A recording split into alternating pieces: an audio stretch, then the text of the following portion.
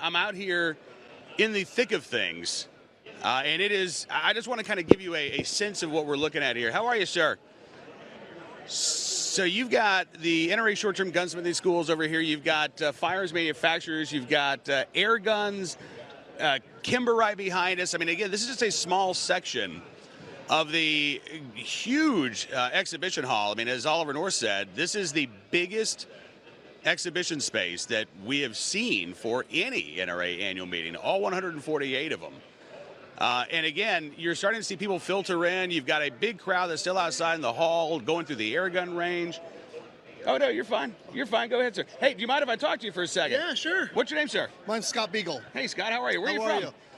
Well, I originally from SoCal, and I live in Huntsville, Alabama. Huntsville, Alabama. Yeah. So you made it all the way up here. I did, absolutely. That's fantastic. So how many NRA annual meetings have you been to?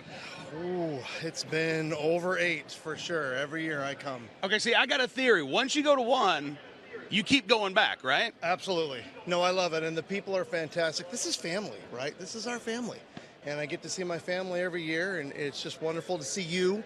I'm a big fan of yours and your show. I've been watching your show for years. So, yeah, I love it. Well, I really appreciate that. And let me ask you, how long have you been an NRA member, and what made you join? What made you decide, you know what, I got to stand up and fight for my rights? So about 10 years ago, I got into hunting and fishing, and I lived in California, and it was very difficult for me to go through that process. I had to spend a lot of money, and there were a lot of barriers to entry.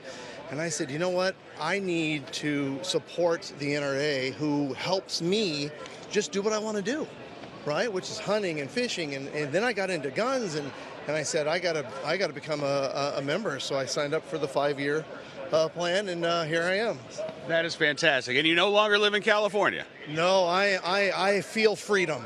I am in Alabama, and it is so great, Cam. I can't tell you. It is fantastic to live in a free state. Well, here's the thing. I think if we've got millions of folks like you and I fighting not just for, you know, the right to keep and bear arms in Alabama, but one day I want to see California actually look like Alabama in terms of its recognition of the Second Amendment, because no matter what state you live in, it's the same right, isn't it? Well, and you would be amazed at how many gun owners are in California. Well, you would know.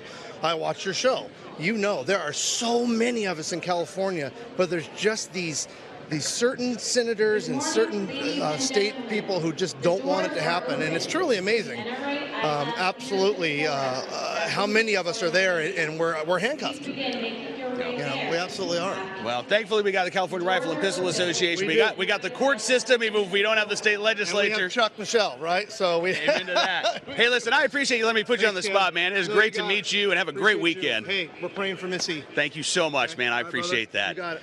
See, that's what I'm talking about when I say this is the world's biggest family reunion. I've never met that gentleman before. He knows about my wife fighting cancer. He's been to the 8 NRA Annual Meetings before. This is family. This is something really, really special here, and you don't find this in every city. You don't find this at every convention. This is millions of NRA members all around the country. We get a small portion of them, 80,000 or so, gathering here in Indianapolis. And I got to tell you, I mean, we're going to have all kinds of exchanges like that all weekend long. And it's just absolutely fantastic to be a part of this, Grant.